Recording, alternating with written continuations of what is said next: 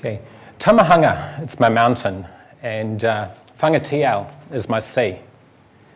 My name's Nigel Parker. I'm the Chief Engineer for Microsoft Commercial Software Engineering based in Asia. And I live in New Zealand, so I've travelled halfway around the world to be with you here today in London. So pretty excited. It's my second time in London, and I'm getting to talk to you about something I'm really passionate about. So how many people have heard of this term, personalised medicine? There's a few hands. Also known as prescriptive medicine. So what it really is it's about the evolution of how we heal ourselves and heal diseases. So we're really talking about this concept where universal medicine is one treatment fits all. Personalised medicine is a technique or some sort of treatment that is specific to you and specific to who you are as a person. So this here, this is an English scientist. So her name is Rosalind Franklin. And she was a scientist in the 1950s whose groundbreaking work really defined the concept of DNA. And her X-ray work showed the helix spheres and identified for the first time the acids that make up the instruction set for humans. And if you've seen the construction set for humans, it's really 3 billion lines of code. So we're talking about those T's made up 3 billion times to describe how a human is made. If you were lucky enough to go to see the TED Talk by Ricardo Zarate on how to program the human genome, this here is Dr. Craig Venter. He's the first human to have his genome sequenced and made available in full. So in his TED Talk, Ricardo takes the entire genome sequence for Dr. Venter and publishes it into a series of books. So that's like the olden day encyclopedia where you have a different chapter for each of those codes that create and make up what is human. Now, what makes you different between you and I is every human is really 5 million lines of code, maybe half a book. And within that 5 million lines of code, or that half a book, is a lot of elements that define our eye colour, our height, and information that's unique specifically to us. It can do things like determining what's your skin colour, maybe your eye colour. You can also identify your mutations towards specific types of diseases, whether you've got cystic fibrosis or moving towards early onset of Alzheimer's. And it can do other things like determine if you can smell urine after you've eaten asparagus or not, because it turns out not everybody can do that. And that all sits inside of this code, or this half a book of code. And the amazing thing that's happening now is we're starting, 40 years ago we first identified DNA. And in the last 40 years, it's taken us that long to figure out how to read it and how to understand the instructions that sit within it. And we're only really scratching the surface. So using machine learning techniques and lots of different samples, we've been able to identify things like femto elements where using this DNA, so this is Ricardo's TED Talk, and on the left is a photo of Ricardo. On the right is a computer-generated prediction of what Ricardo looks like based on reading his DNA. So you think about this for a second. It's not going to know whether he has facial hair or not. But what it is going to identify pretty accurately is that he's male, that the DNA prediction said he's 1.76 metres tall. He's actually 1.77, so that's pretty accurate. It identifies, based on his genetic makeup, his BMI, that he should be around 76 kilogram in weight. Now, he's actually 82, so maybe diet and lifestyle is contributing to that and making him weigh a little bit more than what he should on average by his genes. And it's saying that they think he's 38 years old. Now, the other thing about genes, which is pretty interesting, is that as you get a little bit older, your gene makeup can deteriorate and change over time. So we can use mutations and we can use changes in your DNA sequence to determine your potential age as well. Eye colour, it feels that his eye colour should be a little bit darker than it actually is. It's a slightly lighter brown on the left-hand side there, but pretty accurate. And skin colour is pretty close as well. And that's all defined by some of the aspects of the DNA that we've been able to read and learn from using this concept of machine learning and reinforced learning. So the takeaway is that today we can read about 2% of all of those books, of those 5 billion lines of code, which is about 4 books out of the 175 that were printed for Dr. Venter. Now, later in the conference on Friday at 3 p.m, Scott Hanselman is talking about solving diabetes with an open source artificial pancreas.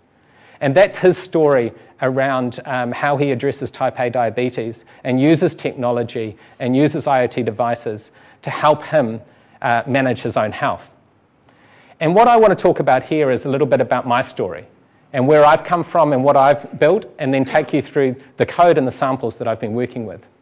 So about 5 years ago, I stood on a stage not that dissimilar to this, talking about data is the new oil and that every software company is going to become a data company. But I felt like a bit of a fraud.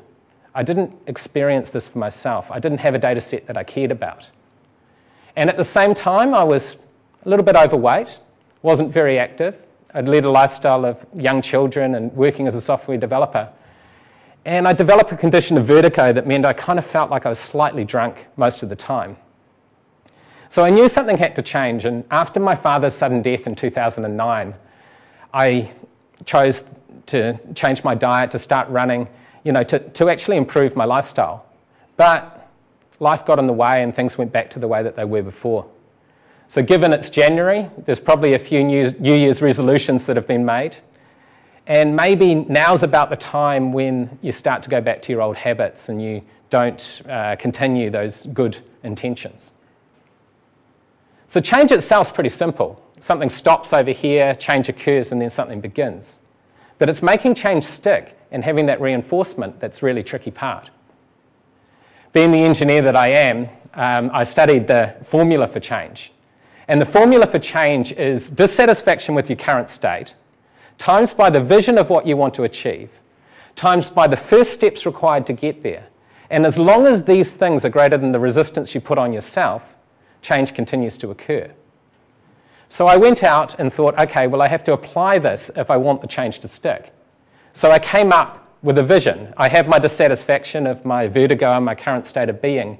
And the vision was that I was going to walk or run 4,000 kilometres in 2014. Now, this was coming from a place of not being able to run one. I took my first steps. I got myself a treadmill. I started to run 1 kilometre, then 2, then 3, and then 4, and then I started running outside. I broke up my day between standing and sitting as I worked at my computer. Now, I went on to achieve my goal, but if I told you that, that would be the end of the story. But it's what I discovered along the way that was really the magic here. What I realised about myself is that I like to justify my obsessions by defining them as flow. This gives me the permission to shut out the outside world and not focus myopically or single-heartedly on one thing. But in doing that, I have to ask myself at what cost? Do I adjust or change as the situation changes, or am I stuck in my way trying to achieve my goal? So I was tested on this. My first form of resistance was in March 2014, when I was on this goal to walk 4,000 kilometres. And I developed a virus, and as a result of that, I developed a condition that many of the people here in the room might be able to relate to. I actually became allergic to exercise. Now, when I ran, my body would sweat, but when I sweated, I also broke out in full-body hives. And by not listening to my body and exercising while I had a virus, because I was so set on achieving my goal, I developed an autoimmune disease with no known cause and no known cure.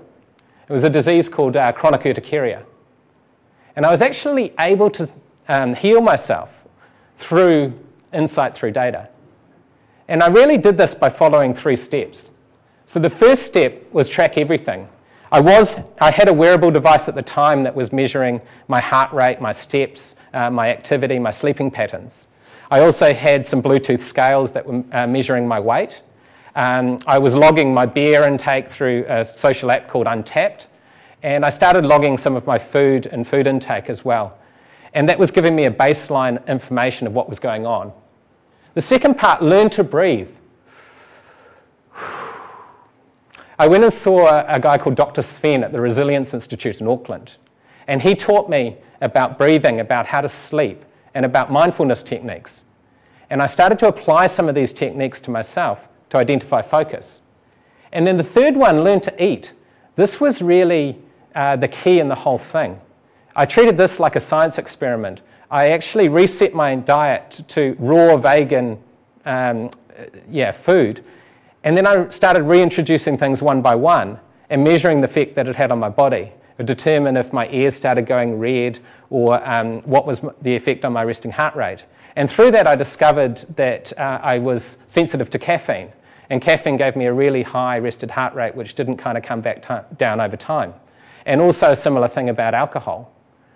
And when I was doing this, I was then able to draw these effects on and effectively reprogram my immune system using a whole bunch of inputs and a whole bunch of data points. Now, I don't recommend this for everybody in the room. It was a pretty manual process, and there was a whole bunch of diving into spreadsheets. If you're in the keynote this morning, I was certainly programming in Excel a lot, trying to get all the data to come together and to work. And at times I felt like I was drowning in a sea of data. And it's only getting worse. Like, we've got an infinite number of devices and data. And what's really finite is our time and attention. I thank you for staying here late tonight and giving me your attention, because I know this is one of the hardest things that we have. And so to that end, I took all of the learnings and all of the information that I built over the time of tracking and identifying how to cure this condition. And I packaged it up into an application that I could talk with using a natural interface. So I could ask questions of my data and get feedback in a natural kind of way. How many beers did I drink during the week? Sorry, I'll try that again. How many beers did I drink during the week in the last 3 months? On Monday to Thursday in the last 3 months you drank a total of 47 beers. 11 in September, 28 in October and 8 in November. This is a little less than 1 beer per day. I noticed that you drank 12 beers on Thursday, October the 19th, which is outside of your normal behavior. You also gained 2 kilograms in October, which you lost again in November. Now, the interesting thing about this is I tell myself a false truth, which is I don't drink alcohol during the week. But when I ask the question of the data, it gives me an honest reply. And in my defense, that Thursday in October, I was on holiday in Australia with my family, and I was sampling a bunch of craft beer breweries. Now, it's one thing to ask questions of the data and get insight looking back. It's another thing altogether to get prompted in the moment where you can make different choices. And this is where the system was moving towards. So I can ask questions, so I don't have to ask questions anymore. It's always kind of monitoring, and it reaches out to me proactive in the moment. When did you last predict that I was stressed? I last warned you that you were getting stressed in the afternoon of Sunday, October 22nd, 2017. Now, on that Sunday afternoon, I'd just come back from holiday, and the bot reached out to me proactively to let me know that I was getting stressed. And what was really interesting about this is I realized something in that moment, and that was that I often get stressed just before I go on holiday, just when I come back from holiday, or when I travel with work just before I leave or just as I'm coming back. And when I realized that pattern, I was able to see it again over time. So a couple of days ago, the bot reached out to me to let me know I was getting stressed on the Sunday just before I was packing to fly up here to NDC. And so this pattern was something I wasn't aware of, that I became aware of, and then I could start to adjust my behaviours. When was I last sick? The last time that you told me you were sick was earlier this year on Friday the 16th of June. On that day I had predicted that you were sick with 92% confidence. I let you know that I thought you were getting sick 2 days earlier in the morning of Wednesday the 14th of June.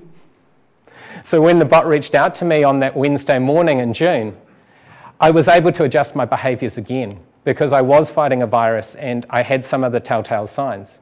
And I was able to stop running and to stop exercising to avoid the situation I got myself into previously when I overdid it while my body was fighting an infection. And so by having this in the moment, I could adjust behaviours and I could change different outcomes. Now, the code that I've released, it's up on GitHub at this link here, and I'm going to spend a little bit of time going through the code and talking about how the solution all comes together and how it works. Sorry. Now, the concept of artificial intelligence, it's a bit of a buzzword and it comes up a lot in mainstream media, but being this audience and there's probably a little bit more of an insightful view of how this all comes together and what's going on. There's a concern about, AI and machines taking our jobs and replacing us and doing a lot of automated tasks. Well, some of that's true, but I like to think of a little bit more of the concept of symbiotic intelligence, where we can enhance human experience by getting insight and getting feedback from machines. And so the software that I've created, I believe, is very much enabling me to make different choices. It gives me a nudge at the right place and right time so that I can adjust my behaviours and make change stick. And that's what I wanted to talk to about today. So the architecture for the diagram, for the solution is pretty simple. I started off with different wearable devices. So I had a Fitbit that I had on my belt for a while, and then I had a Microsoft Band, and then I've moved over onto a Garmin, and I've now got a Garmin Phoenix HR that I use as my input device for sleep patterns, for moving and motion. I've got some Bluetooth scales as well that I've got at home that send information up. And I use Untapped. I actually stopped caffeine a couple of years ago altogether. Call me crazy, I don't drink coffee anymore. That's just because of the effect that it had on my body personally. But I still do drink alcohol. And I tend to only drink beer, so I start logging my beers using Untapped. It works two things. One is it lets me know if I've had that beer before or I can try new beers. The other thing is it logs it into the system so my machine learning models can identify that I'm having alcohol. And then I use Azure Functions. So I use this as a bit of an experiment to teach myself new technologies. So I intentionally wrote it in Node rather than C#, which I was most comfortable with, and used used the serverless kind of functional approach to get the data out on a regular frequency. And I store the information in Cosmos DB, document database, and I run machine learning over that to do the predictions for stress and for whether I'm getting a virus. The intelligent interface is using the Microsoft Bot framework and our LUIS, which is our language understanding system. And I also have interfaces into personal digital assistants like Cortana and Alexa, and using those as different ways of inputting. And then I've got some visualizations in Power BI. So what I wanted to do is just start by taking you on a bit of a tour and showing you through some of the elements of the solution. So if I come out of here, the first thing I wanted to show you, how many people are using Azure Functions or have experience with Azure Functions? So that's good. That's about half of the room. This was the first time that I'd used Azure Functions myself in a project. And what I found is the Azure Functions themselves, if you come into the portal or if you're in one of the earlier talks on Lambda or building with functions, the approach that you can take is pretty simple. So if you come in here and create a new function, there's a range of different types of functions. So you can add a function here. And they're just little pieces of code that will run based on different triggers. So you could be a timer function. So that's what I'm using, is really a timer function that runs once an hour. And then when it runs once an hour, it goes away and it pulls the information from my Garmin, it pulls the information from Untapped, it pulls the information from my scales, and then it puts it into the database. You can also do them based on triggers or webhooks or a whole range of other interfaces that you can pull the information in. You trigger from a database every time a document changes, those kind of things. Inside of my function itself, you can monitor the running of the function. So this is the function over here that's been running that draws the information in. Sorry, it's a little slow. There we go. And what's interesting is that you'll notice there's a whole bunch of X's down there. For some reason, yesterday, the Garmin service was not reachable for a few hours. So during that time, I couldn't reach the Garmin service, so I wasn't pulling any data through. But if you look at it, it last ran an hour ago. And over here, this is the trigger running, and this is some of the raw data that's kind of coming in off my device and off the information. And what I'm also doing in here is, as it's going away and getting this raw data, it's then calling another web service, which is my published machine learning model, and that's looking at that model, and it's trying to determine whether it's seeing a pattern in the data that means it should alert me that I'm getting stressed or I'm getting sick. Because I've trained it to know from 4 years of my data what being stressed or being sick looks like. And I'll get into that shortly. And then also over here, one of the things that I found is because I was working in Node and I hadn't been working in Node much before, when I was publishing the function app, I actually had a Node app just running on my machine that I was using for testing and debugging, but when I was publishing it up into the function, you notice in that area of the function, if you haven't worked with Node before, if you're not familiar with it, there's this area over here where you can set your application settings. So I was just using a .env file, but I needed to translate some of those settings, and I'm not going to scroll down to show you all my keys, but to do a name value pair to actually map my database connections and my connection to my service. The other thing, which was a bit of a gotcha, was the running the npm scripts. So there's another part in here, which is platform features, and you can come down and you can get access to Kudu. And this is the same if you're doing Node or if you're doing the .NET version, and get into your debug console and get your command and then navigate to the, because it's just essentially, in this case, just a website, navigate in here and run your npm install or your npm save, and that can actually load all those packages up and make that function run as it would down on the desktop. And so with that, that's kind of the calling of the function piece. The next part, which was interesting, was the machine learning, which does the detection of things like sick and stressed. And with the machine learning, how many people have worked with Azure Machine Learning Studio or have some background on machine learning? Again, it's similar. It's maybe half of the room. I have done some work with machine learning. I did some work back at university, and I'd also worked on a few projects. But this was the first time that I'd actually applied it to a data set that I really cared about, to spend quite a bit of time determining features and looking and gathering outcomes. Now, the thing with machine learning is, it's a bit of a buzzword. It's kind of the foundation of artificial intelligence, and I know Azza and David are going to speak a bit more about machine learning in their talk later in the week.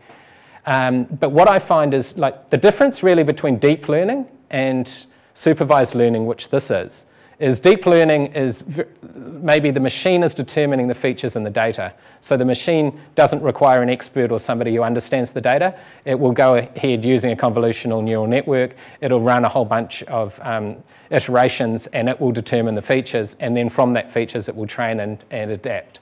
Now, that's being used for things like computer vision tasks, language translation tasks, a lot of the kind of more involved scenarios. What I'm doing here is more supervised learning. So I'm saying, this is the data I've got. These are the things that I think are important. So I'm going to define those as features. And then I want it to apply these algorithms to those things to determine a score on whether it thinks that I'm stressed or not, or whether it thinks I'm sick or not. So you'll see this in Scott Hanselman's talk on Friday, where he uses two inputs. One is heart rate, and the other one is his blood sugar. And he takes those two together to determine if he's getting stressed. And he does that in real time. So standing on stage, his blood sugar might peak and his stress levels might peak, and he would get a notification that way. So what I've done is I've taken the data here. What you can do is, there's two ways to do it. You can either do it live, which effectively means it comes off your live data, or you could do it off a collection of your data, in which case you can train the model and then you can publish the service and run against it. You don't need to continuously be training your models. So once you've got a good amount of data and you've got a good model, you can publish that and then maybe just train it once a month or train it over time as new data comes in. You'll see here I'm training off a CSV, but what I could do over on the left-hand side is I could add a import data in over here, and for that input data, I've got a few different storage types, so I could actually say, come straight out of my document DB and use that as an input into my machine learning model. So I could take my full database and my full raw data and learn from that. Just delete that one. And if you look at the CSV, you can visualize the data as well. This gives you a good indication of what your data might look like. You notice here I've got date logged, I've got day of the week, I've got a distribution for things like sleep duration. There's a bit of a histogram over here of where I've got hardly any sleep, 1.5 hours or 2.6 hours, through to way too much sleep, like 12 hours as an extreme, and then around the middle, which is the fluctuation. And then you'll see things like heart rate, resting heart rate, calories, distance, intensity minutes, weight, beers. And then this last one, virus, no or yes. So this is kind of like the, is it a hot dog, not a hot dog thing for those who have seen Silicon Valley. This is really how I tell the machine model what to look for. So what I've said over here is I've said every time I'm getting sick or getting stressed, I'll do a mark in the database to say yes, and that's the piece of information that the model's going to train from. So over the last 4 years, I've basically logged every time I've got sick, had a virus, or got really stressed, and I've marked that in the system so that the system can then learn and identify that behaviour from the data and then notify me moving forward. And so that's the key part there. The algorithm itself, so what I've done down here is launching the column selector. You have to determine what's important and what's not important. So that's not the one I wanted, selecting columns, yeah. So what I've done is I've got a bunch of things that I'm actually recording and then a few things that I've left out of my model. And you've got to kind of think about what you put in and what you leave out for supervised learning. So I've left out weight because weight doesn't change much. Weight changes a lot, maybe over a 6-month period, but it really doesn't change much daily, and therefore it may actually, by putting it in, confuse the model or make the model less accurate. If I have a look at, I have distance in here and steps in here. I did train the model without distance because when you look distance and steps, they actually correlate to be really pretty much the same thing. So you don't necessarily need both distance and steps because they're almost the same. I left out things like VO2 max because I don't have a complete data set. I only really started getting that when I wore the Garmin, which was fairly recently. And I've left out date logged just because I'm more interested in the category of day. So I've created a category around day because I think the day of the week tends to have more impact than the actual date itself. So that's what I've done in there. Now, what I've realized is that there is probably a couple of features that I'm missing. And that's happened over time where I've been notified incorrectly, like getting a false positive. And I think those features that I'm missing are things like the temperature outside. So I've just gone from summer to winter, or in some cases I go from winter to Las Vegas to summer, and then I go running outside and it's a completely different environment to what it was the day before. And so the system doesn't know about that, and therefore it sees that and it thinks, suddenly my body's under strain and I'm getting sick or I'm getting stressed. So I need another feature in there which is really just the temperature. I probably need another feature which is travel as well, like connect it to my TripIt API and work out when I'm on airplanes, because the impact of actually time zone changes and travel shows up quite consistently as stress as well. And then down here I've got a couple of algorithms, 2-class neural network and a 2-class decision jungle. For those of you who aren't stats experts and haven't had a lot of time looking at the algorithms themselves, we do publish a cheat sheet, which I've got links at the end for, which is really an algorithm cheat sheet based on what you're trying to determine. So 2-class classification, think about that as being you want to predict yes or no, virus, no virus, stressed, not stressed. That's really taking a bunch of data and determining a single outcome as a score. Multi-class classification is really if there's a few things you want to predict. So based on some input data, you might want to predict a range of values like salary and location and things for purchasing houses. Anomaly detection, and that's why I've actually experimented with anomaly detection here because I'm not sick or stressed that often. So there's not that many positive examples in my data set. So in some cases, anomaly is better because it's a little bit more like deep learning in the sense that it doesn't need to have a whole bunch of positive examples. It can actually develop opinion from that. And then regression testing is really when you want to reduce and define over a time series. So in this case, I chose 2-class classification, and I put a couple of algorithms to play, which is a 2-class neural network and a 2-class decision jungle. And then I applied that to my data. A couple of things here which are pretty important is when you split your data, because you've got a whole bunch of data going in, but you want to keep some back to score your model, and you've got a bunch more which you actually want to put in to test the model. Because if you had 100% of your data going in, for example, the model would be perfect because it would get it right all the time, because it would be like seeing the answers. It would be like sitting in an exam with the answer book next to you and just working from that. Yeah, was there a question? Yes, but it was to the cheat sheet. Why there is only k-means for grouping algorithm? There are so much grouping algorithms, and there is only one on this cheat sheet. That was all that's been implemented in the machine learning at the moment for Machine Learning Studio. You can do more, but it's this is like the machine learning as a service option. If you go into RStudio and you can implement more of those options.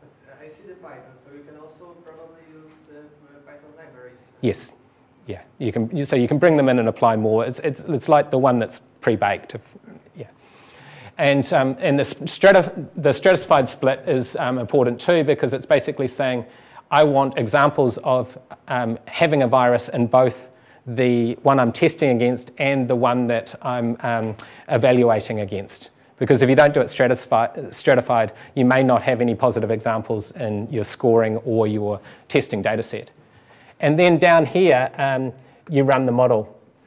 And what happens down here is you can evaluate the models. So I've done a two-class decision jungle and a two-class neural network. And you can see the different performance of the two algorithms. Now, anything above this line across the middle, there is no line across the middle on that screen, but there's a line up here, which is basically 50% chance. So that's like flicking a coin and it coming out heads or tails. Anything left of the horizontal line means that it's better than, it'll get it right more often than half the time, or predict it more accuracy than half the time. You'll also see that there's a particular model, like if I click on the algorithm on the left here, there will be a degree of accuracy, true negatives, true positives, false negatives, false positives. So you also have that element where it thought that was the outcome and it wasn't the outcome, and that's where it learns over time when you provide more inputs or more feedback. And so then you can take one of those and you can publish it. And once it's published out as a web service, you can just call it using any of the normal JavaScript or .NET APIs that you would use. So over here, I've got it published. And it's this one here. And so if I can test this, you can see, I'm showing my key, but oh well. Come up on the recording. But then if I click on this, this is actually going to load a test suite. So you can, again, using batch in Excel, you could load up a whole bunch of data. You could run a batch test against it, and it would score it all down there. So here's some sample data coming in. This is a Friday on a particular date. I didn't have much exercise that day, no exercise that day. It says I'm not sick or don't have a virus. And when I run the score against that, it's actually said, based on that information, it thinks I am sick, and it's 89% confident that I'm sick. So that's kind of interesting because it's scored it based on that information on the left. And it's maybe quite sure that I am. If I start tweaking it, so it's probably going off the fact that I didn't have any exercise and that I had a really high resting heart rate based on my standard data.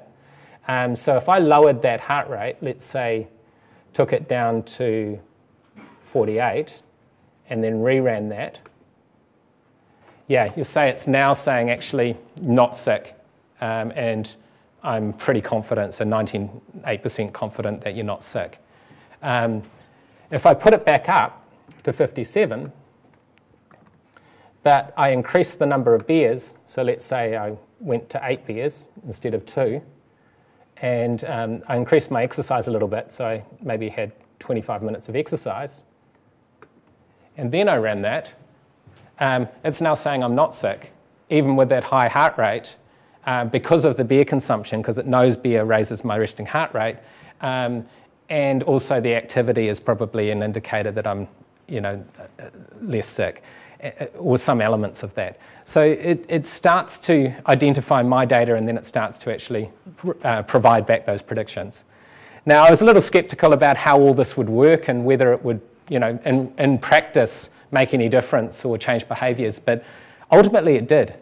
I started, because it runs in the background, it's automated, I don't have to do anything. So when I do start getting, notifications or triggers, I then start to think, hey, what am I doing, and how is this playing out? If I have a look over here, the other place that I've got this running is over in Power BI. So I know PowerBI.com. Anyone using Power BI? There's a few hands. You kind of pay for the service, so it's not something that I imagine everybody's using.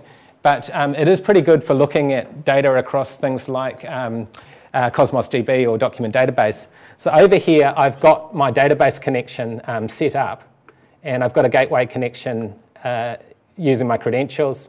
I've got a scheduled refresh, so I refresh it a few times a day. And I've also got Q&A set up here using Cortana, so allowing Cortana to access it. And I've got some featured questions that I could ask of that in this setting as well. And then I've got a dashboard. So if you look over here, data of me, I've built a little bit of a dashboard based on the data inside the document DB. Sorry, I wanted the data of me here. And it's got things like distance travelled, beers, heart rate. And so I could ask questions like, just see an example. So I could say, distance travelled 2015. Get that right.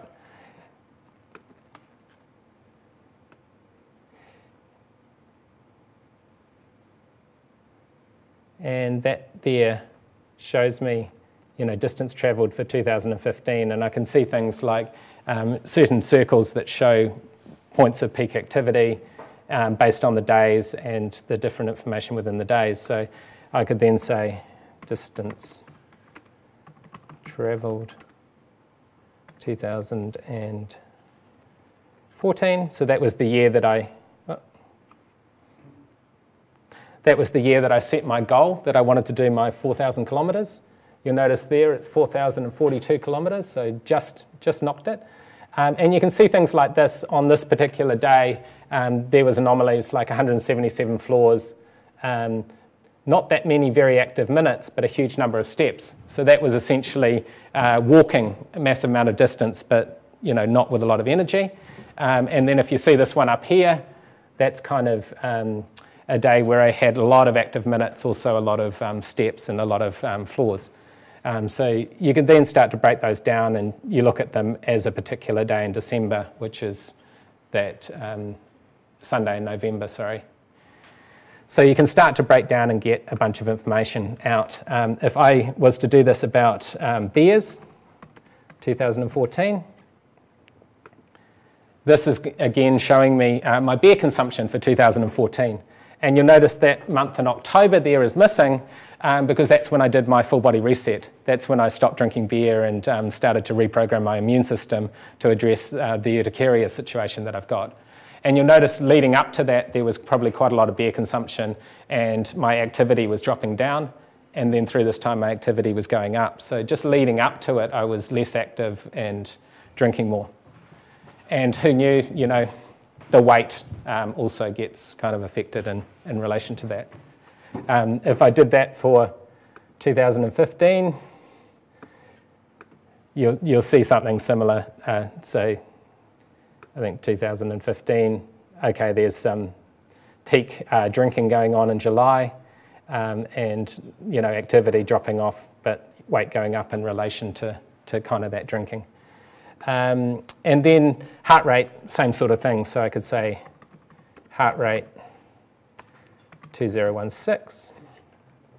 And this is when I started wearing the Garmin. So I've started getting information on fitness, VO2 max, and I started tracking that VO2 max as my number, and that was to determine how fit I was getting, and I could work towards improving sleep, improving recovery, heart rate, and becoming fitter.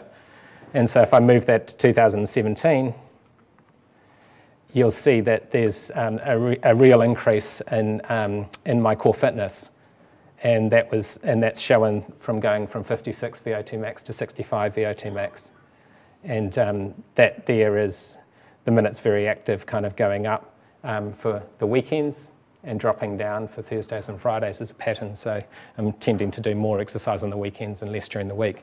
So you can start to see a whole bunch of stuff come out from this. And one thing I really liked about Power BI was being able to actually use a Q&A dashboard and ask free flow questions of the information.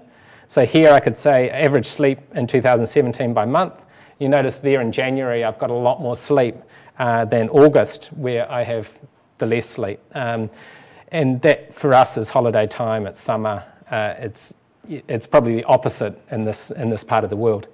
And I could say by month, by year, and by doing it by month, by year, I can see trends over time. So I can actually see in 2016, there wasn't a lot of sleep in January. 2017, heaps of sleep.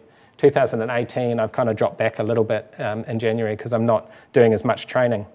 And same thing, I could do weight. And I could see weight over time. I could see back in 2014, I weighed quite a lot. And then I sort of kind of maintained it as the years have gone on. Let's try beers. Wow, okay. So that's beers, and my average in January is terrible, 3 beers a day. So there's a bunch of insight, there's a bunch of information that kind of comes out from this. But then what was happening is I started using Power BI, and then I kind of thought, well, I really like the Q&A approach to it and the information approach, but I want to be able to access that through a different interface, through natural language, through chats, and also not have to pay for the model for it. And so I started looking at the bot framework, mainly because for those who aren't familiar with bots or the bot framework, it's essentially just a website. And it's a website where the dialogues themselves are kind of like web pages, and it runs on a server either as serverless inside of a function, so it just spins up when you ask, or it runs as a little web app, in which case it's always on and you just call it. And then when it receives that information, it receives some sort of interface, it looks at the data, and then it sends the response back. And the good thing is that there's so many different channels. So it could be Facebook Messenger or Skype, it could be things like Alexa or Cortana or other forms of natural interface. And that's what I found was I really wanted to be able to access the data in a natural kind of way. So that's when I went to the bot framework. And just showing you here, for those who haven't seen it yet, it's pretty simple to set up a new service for the bot framework. So if you go into here, into dev.botframework.bots, I can create a new bot. So I'll create a new one in here. And this loads up inside of the Azure portal.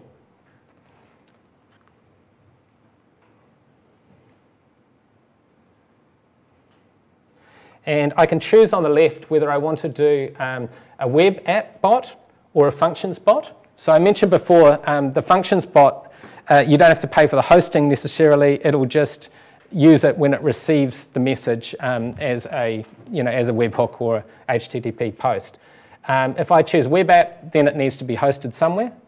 So I create one of these. And when I create one of these, it also has a few options here. So I could give it a name, so I'll just call it NDC England. I got an existing resource group, so I think I'll just use NDC London. The cost of them, so you can have like the free one, or you can have a cost version. What we're doing is we're really charging for the web client version or the direct access version at the moment. So there's a cost per message. Down here I can choose what I want, whether I want to do it in C# or Node. It's kind of supported in both languages. And what type you want, whether you want to do a basic one that uses natural language understanding, Q&A, proactive bots that reach out. In this case, I'm just going to create a C# basic one, and I'm going to put it in here, NDC London.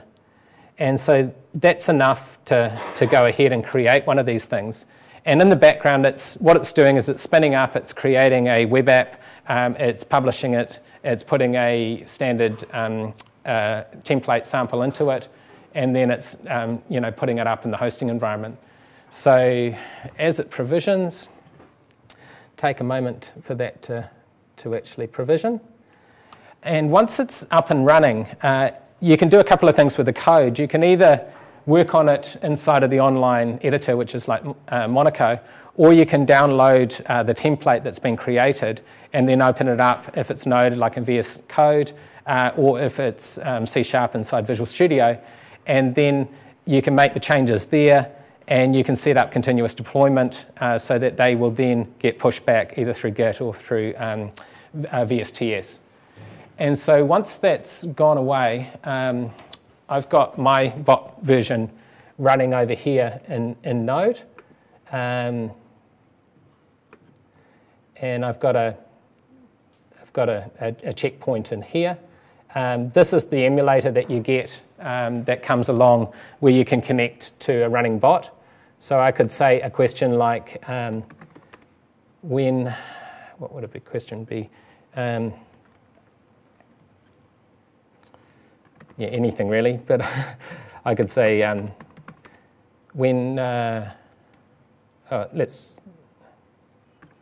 how much exercise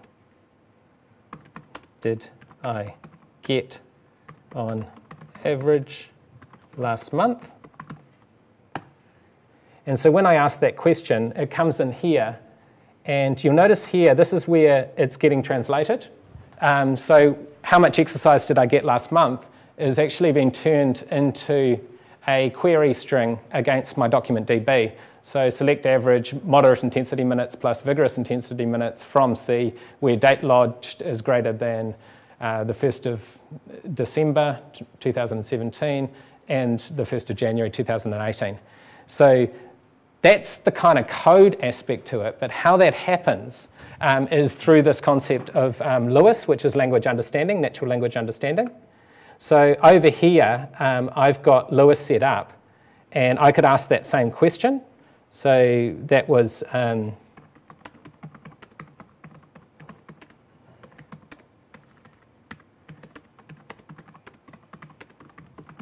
much exercise did I get last month? And what it's done is it's again been trained to know that how much is count, exercise is active minutes, and last month is this pre-built entity, which it already understands last month, last year, days of the week, all of those things, so I don't need to go and create any of that. If I wanted to test that, I can test that by calling this endpoint. So here, when did I last go for a run? It matches with 99% this get Garmin data. It knows last. It also knows run. So by getting last and run, it can then go away, interpret that inside of my code, and perform that operation against the database to produce the results back. If I ask it, and this is where it gets kind of interesting, is because I could say something like, on average, how much did I exercise last month? Which is a slightly different way of asking the same question as before. And you'll notice that in this case, it's actually interpreted exercise as a different value. So previously it had exercise, because exercise is so active minutes is hierarchical. So I've got active minutes over here, then I've got moderate active minutes, and then I've got very active minutes. So what I'm wanting is, in most cases, exercise I want to be very active minutes plus moderate active minutes. But in some cases, when I'm talking about going for a run, I only really want to know my very active minutes. So there's a bit of interpretation that's going on. And because I don't provide every example of what it's going to tell the system's actually also learning, and it's also adapting and taking from feedback and adjusting what it comes back. So in this case, by asking that question in a slightly different way, it's getting the count, which is the how much. It's got last month, which it actually works out as the range, but it's actually gone with active minutes, very active minutes, rather than active minutes before. So I'd need to look into my LUIS model and work out why it might be doing that and how I may need to change that so it's consistent. Because that's the thing with LUIS, is you're not always going to get the same answer out, but it's going to be accurate most of the time. So over here, I think that's probably provisioned now. Yep. So if I come into that resource, which I just created,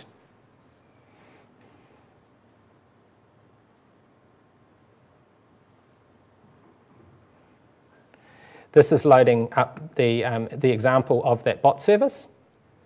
And I can do things like just test it straight away. So here's a little test in web client scenario.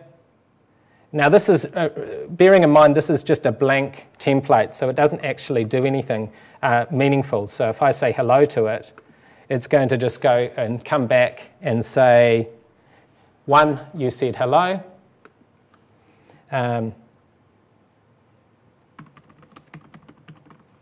if I say good evening, it's going to go away and say, 2, you said good evening. If I look at the code that sits inside of this, this is where you have the options to download a zip file and set up continuous deployment. So you can do it through Visual Studio or VS Code, or you can open in the online code editor.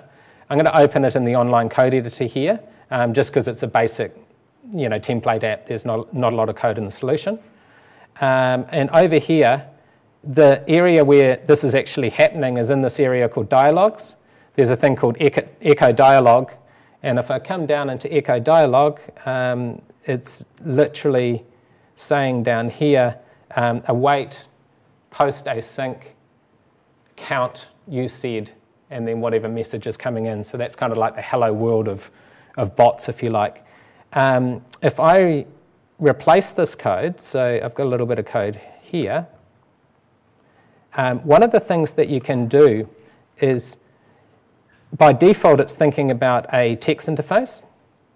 But if I was to change that there, I've now said make a message. I want text for this message, which is you said. And then I also want to have a speak element to it as well. So I can say message.speak. And then down here, this is kind of what it will say back. I'm using a markup here so I can do things like emphasize certain words. But again, the speak could just be straight text as well if you just want it to speak back text. And then I can send that back to my bot. Now, if I wanted to make that change, you'll notice it's already saved up here. I just need to go into the command area over here, and I can just run the build command over here. And what that's going to do is install the Kudu sync and then perform like that NuGet operation packaging components. Now, one thing that I have found is that it goes away, it does the handling in the build, and once it's done that build, you can then call the deploy. So just wait for that to finish, and then I'll go deploy.cmd.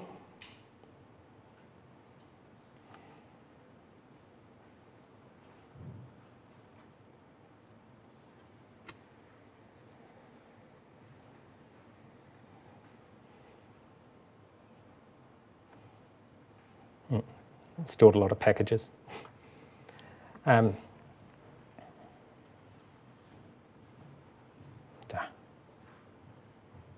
reason why you do it this way, not the continuous deployment? Oh, it's just for the purpose of the demo.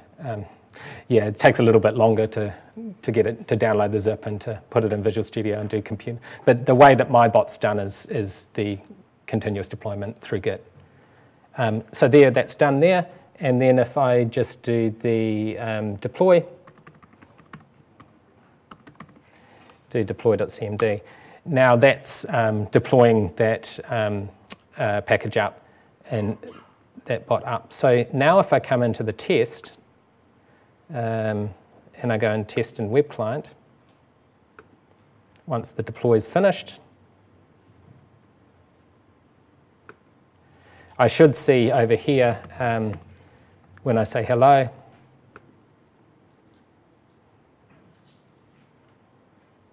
it'll go away and hopefully come back with the update, the one that is run through the updated code. Still copying. There, finished. Oh yeah, message 1, you said hello. And perfect, yes. And I can talk to it too, so I could say, just try that one. What is my name? You said, what is my name? The thing is, this is really basic, it's just like file new project. But what I could do then is I can publish this out into different channels. So over here, it's currently connected to web chat, which is that channel that I was just demonstrating. If I wanted to add a channel like Cortana, this will configure Cortana. Now, with Cortana, you need an invocation name. Now, the thing about this is the same as Alexa, is you have to come up with something that's easy to say that it's not going to misinterpret, but that's also globally unique, or at least if you're one of the first ones to publish, maybe you'll get something cool. So it works in your test environment, but when you come to publish for real, chances are someone else might have the name England or the name HealthBot or the name, whatever you're looking for. So if I just say England is my invocation name here, and I can just say, just give it a description. You can manage user identity through here, which is really interesting because this is using the graph. So using the Microsoft graph, it knows you're logged in. It can get information like your name, things like your current location. If you want to start using that inside of it, you turn that on and you can start to handle that inside your code. I'm not going to do that for this example because I just want to sort of demonstrate the functionality straight away. And in this case, remember how I changed the code? So it now has a speak area as well as a message area. Once this is saved, this should enable this channel now. So I could enable channels like Facebook Messenger, like Skype, like Slack, other particular channels. And did that save? Yep, there we go. Now the Cortana channel is running. So if I launch Cortana, ask England. May I have your permission? So that's now connecting to the bot that we've just created. Message number 1. You said,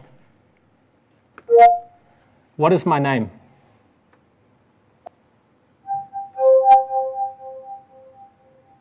Message number 2. You said, what is my name? So that's exactly the same bot that we created just before. It's just using a different invocation method. It's using voice as opposed to text, and it's published inside of the Cortana interface. Now, not everyone's going to have Cortana, and it's not going to be the solution that you use all of the time. And again, this is only available in the US right now, so you've got to change your locale and do some of those things.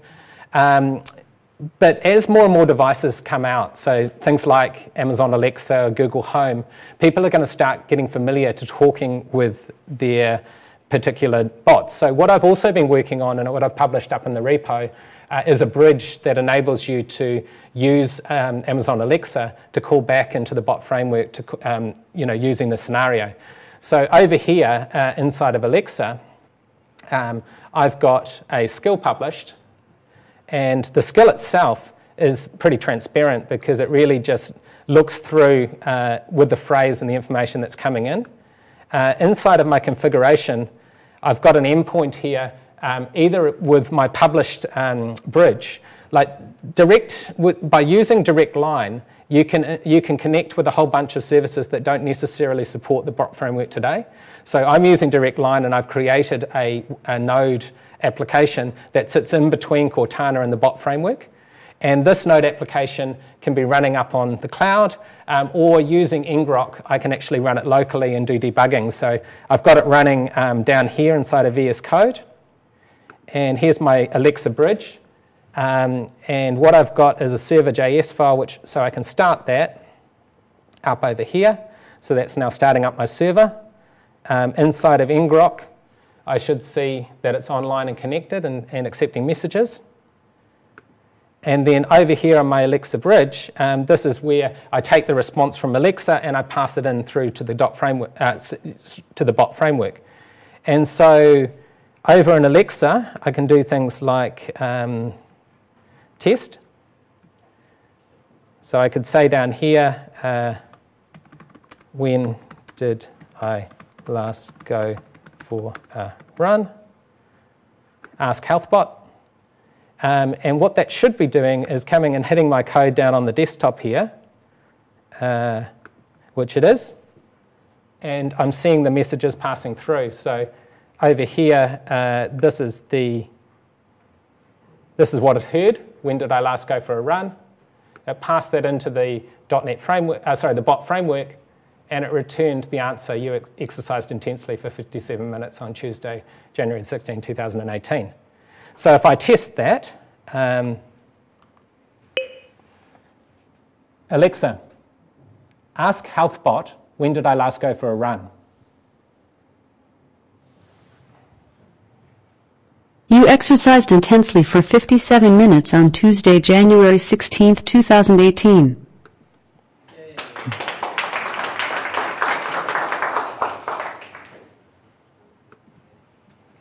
It just heard play a game with that applause. The requested skill took too long to respond. Which it didn't understand. I'll try another one. Alexa, ask HealthBot, how much sleep did I get last night? There it is. Total sleep, 8.5 hours. So again, you're just seeing a different form of, a different way of interacting with a consistent framework. And the reason this is important is I was working with a customer who'd published a bot out into production using the bot framework. The requested skill took too long to respond. And what they'd done is they had done the same thing that they did with mobile apps. You know, they had the iOS development team over here. They went and got the Android development team to rebuild it over here. And they'd gone and got someone with Alexa skills to rebuild everything over here, completely different framework, completely different environment. And I sort of sat down with that team and said, well, why don't we instead use it as an interface and just work with what you've already got, what you've already published? Because I kind of worry in the future when we do have all of these different channels and interfaces and ways of speaking, we shouldn't need to rework as much. We should be able to use all these different endpoints and actually pass the information through. And the crazy thing is we're both working in Node, so the code was almost the same anyway. There wasn't a lot of differences. So I know I'm at time and it's actually really late, but I did want to just show a few links at the end, which is, hopefully you can go and find out a little bit more. And I'm going to be around at the end to ask any questions and to speak a bit further about this. And again, this repo up the top, it's got all of my code, and I've kind of talked a bit about the story and the journey and the things that I've worked on as I've gone through. So if you want to experiment and find out more, you can go and check that out. So thank you very much.